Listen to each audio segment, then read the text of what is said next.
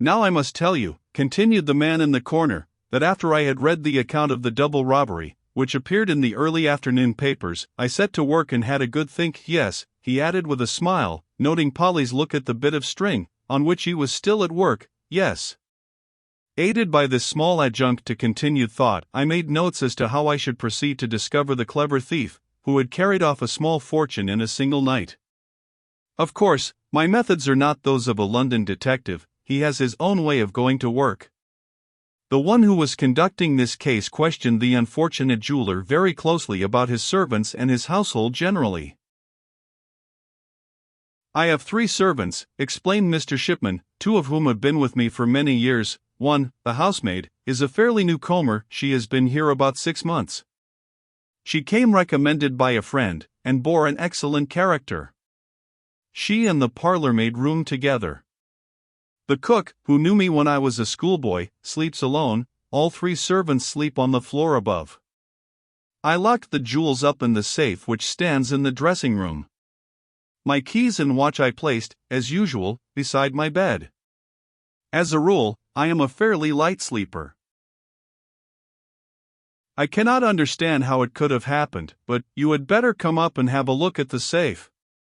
The key must have been abstracted from my bedside, the safe opened, and the keys replaced, all while I was fast asleep. Though I had no occasion to look into the safe until just now, I should have discovered my loss before going to business, for I intended to take the diamonds away with me. The detective and the inspector went up to have a look at the safe. The lock had in no way been tampered with, it had been opened with its own key. The detective spoke of chloroform, but Mr. Shipman declared that when he woke in the morning at about 7:30 there was no smell of chloroform in the room. However, the proceedings of the daring thief certainly pointed to the use of an anesthetic. An examination of the premises brought to light the fact that the burglar had, as in Mr. Knopf's house, used the glass-paneled door from the garden as a means of entrance, but in this instance he had carefully cut out the pane of glass with a diamond, slipped the bolts, turned the key, and walked in. Which among your servants knew that you had the diamonds in your house last night, Mr. Shipman? Asked the detective. Not one, I should say, replied the jeweler, though, perhaps, the parlour-maid, whilst waiting at table, may have heard me and Mr. Knopf discussing our bargain. Would you object to my searching all your servants' boxes? Certainly not. They would not object, either, I am sure. They are perfectly honest. The searching of servants' belongings is invariably a useless proceeding, added the man in the corner, with a shrug of the shoulders. No one, not even a latter-day domestic, would be fool enough to keep stolen property in the house. However, the usual farce was gone through, with more or less protest on the part of Mr. Shipman's servants, and with the usual result. The jeweler could give no further information. The detective and inspector, to do them justice, did their work of investigation minutely and, what is more, intelligently. It seemed evident, from their deductions, that the burglar had commenced proceedings on number 26, Phillimore Terrace, and had then gone on, probably climbing over the garden walls between the houses to number 22, where he was almost caught in the act by Robertson. The facts were simple enough, but the mystery remained as to the individual who had managed to glean the information of the presence of the diamonds in both the houses, and the means which he had adopted to get that information. It was obvious that the thief or thieves knew more about Mr. Knopf's affairs than Mr. Shipman's, since they had known how to use Mr. Emil Knopf's name in order to get his brother out of the way. It was now nearly 10 o'clock, and the detectives, having taken leave of Mr. Shipman, went back to number 22, in order to ascertain whether Mr. Knopf had come back. The door was opened by the old charwoman, who said that her master had returned, and was having some breakfast in the dining room. Mr. Ferdinand Knopf was a middle-aged man, with sallow complexion, black hair and beard, of obviously Hebrew extraction. He spoke with a marked foreign accent, but very courteously, to the 2 officials, who, he begged, would excuse him if he went on with his breakfast. I was fully prepared to hear the bad news, he explained, which my man Robertson told me when I arrived. The letter I got last night was a bogus one. There is no such person as J. Collins, M.D. My brother had never felt better in his life. You will, I am sure, very soon trace the cunning writer of that epistle. But I was in a rage, I can tell you, when I got to the Metropole at Brighton, and found that Emile, my brother, had never heard of any Dr. Collins. The last train to town had gone, although I raced back to the station as hard as I could. Poor old Robertson, he has a terrible cold. Ah, yes. My loss. It is for me a very serious one. If I had not made that lucky bargain with Mr. Shipman last night, I should, perhaps, at this moment be a ruined man. The stones I had yesterday were, firstly, some magnificent Brazilians. These I sold to Mr. Shipman mostly. Then I had some very good Cape diamonds, all gone, and some quite special Parisians, of wonderful work and finish, entrusted to me for sale by a great French house. I tell you, sir, my loss will be nearly £10,000 altogether. I sell on commission, and, of course, have to make good the loss. He was evidently trying to bear up manfully, and as a businessman should, under his sad fate. He refused in any way to attach the slightest blame to his old and faithful servant Robertson, who had caught, perhaps, his death of cold in his zeal for his absent master. As for any hint of suspicion falling even remotely upon the man, the very idea appeared to Mr. Knopf absolutely preposterous. With regard to the old charwoman, Mr. Knopf certainly knew nothing about her, beyond the fact that she had been recommended to him by one of the tradespeople in the neighborhood, and seemed perfectly honest, respectable, and sober. About the tramp Mr. Knopf knew still less, nor could he imagine how he, or in fact anybody else, could possibly know that he happened to have diamonds in his house that night. This certainly seemed the great hitch in the case. Mr. Ferdinand Knopf, at the instance of the police, later on went to the station and had a look at the suspected tramp. He declared that he had never set eyes on him before. Mr. Shipman, on his way home from business in the afternoon, had done likewise, and made a similar statement. Brought before the magistrate, the tramp gave but a poor account of himself. He gave a name and address, which latter, of course, proved to be false. After that he absolutely refused to speak. He seemed not to care whether he was kept in custody or not. Very soon even the police realized that, for the present, at any rate, nothing could be got out of the suspected tramp. Mr. Francis Howard, the detective, who had charge of the case, though he would not admit it even to himself, was at his wits' ends. You must remember that the burglary, through its very simplicity, was an exceedingly mysterious affair. The constable, D21, who had stood in Adam and Eve Mews, presumably while Mr. Knopf's house was being robbed, had seen no one turn out from the cul-de-sac into the main passage of the Mews. The stables, which immediately faced the back entrance of the Phillimore Terrace houses, were all private ones belonging to residents in the neighborhood. The coachmen, their families, and all the grooms who slept in the stablings were rigidly watched and questioned. One and all had seen nothing, heard nothing, until Robertson's shrieks had roused them from their sleep. As for the letter from Brighton, it was absolutely commonplace, and written upon notepaper which the detective, with Machiavellian cunning, traced to a stationer's shop in West Street. But the trade at that particular shop was a very brisk one. Scores of people had bought notepaper there, similar to that on which the supposed doctor had written his tricky letter.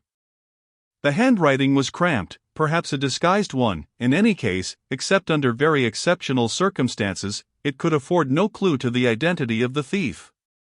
Needless to say, the tramp, when told to write his name, wrote a totally different and absolutely uneducated hand. Matters stood, however, in the same persistently mysterious state when a small discovery was made, which suggested to Mr. Francis Howard an idea, which, if properly carried out, would, he hoped, inevitably bring the cunning burglars safely within the grasp of the police.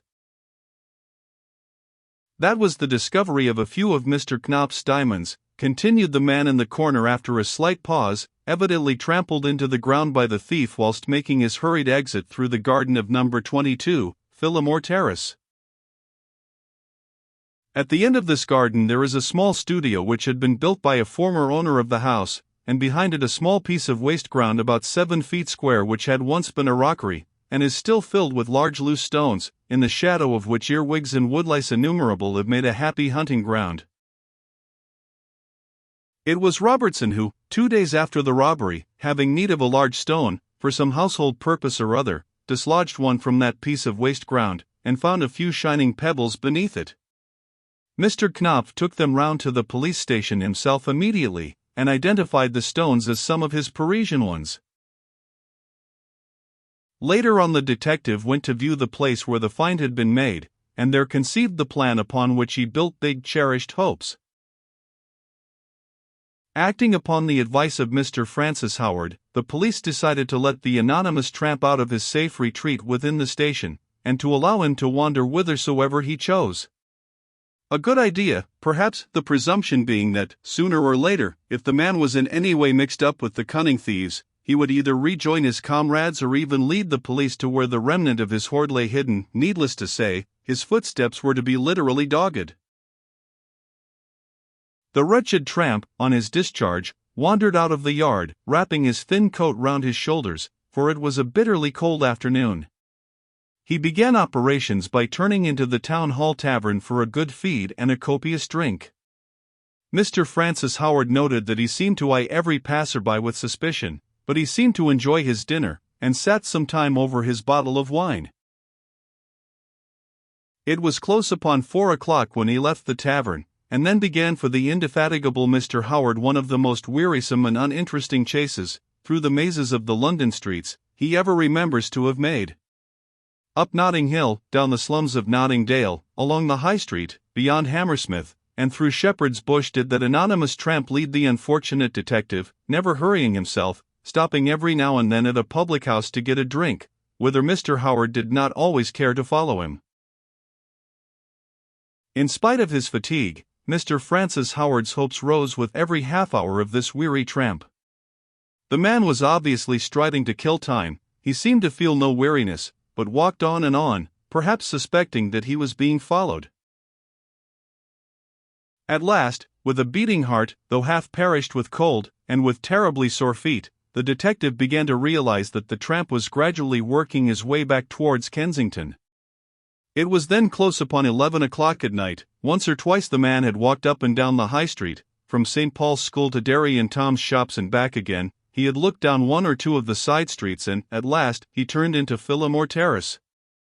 He seemed in no hurry. He even stopped once in the middle of the road, trying to light a pipe, which, as there was a high east wind, took him some considerable time.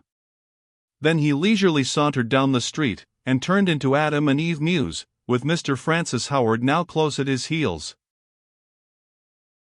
Acting upon the detective's instructions, there were several men in plain clothes ready to his call in the immediate neighborhood.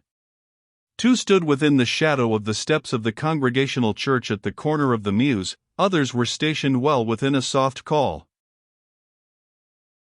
Hardly, therefore, had the hare turned into the cul-de-sac at the back of Phillimore Terrace than, at a slight sound from Mr. Francis Howard, every egress was barred to him, and he was caught like a rat in a trap. As soon as the tramp had advanced some 30 yards or so, the whole length of this part of the Mews is about 100 yards, and was lost in the shadow, Mr. Francis Howard directed 4 or 5 of his men to proceed cautiously up the Mews, whilst the same number were to form a line all along the front of Phillimore Terrace between the Mews and the High Street. Remember, the back garden walls threw long and dense shadows, but the silhouette of the man would be clearly outlined if he made any attempt at climbing over them.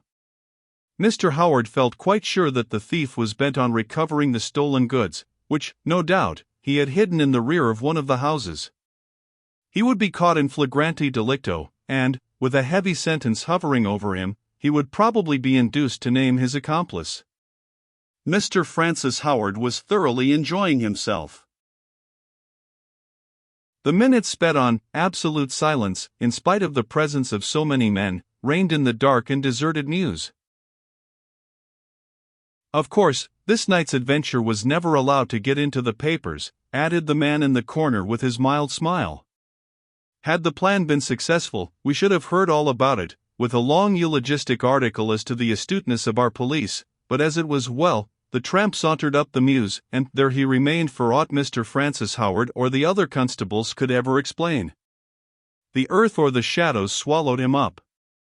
No one saw him climb one of the garden walls, no one heard him break open a door. He had retreated within the shadow of the garden walls, and was seen or heard of no more. "One of the servants in the Phillimore Terrace houses must have belonged to the gang," said Polly with quick decision. "Ah, yes." "But which?" said the man in the corner, making a beautiful knot in his bit of string.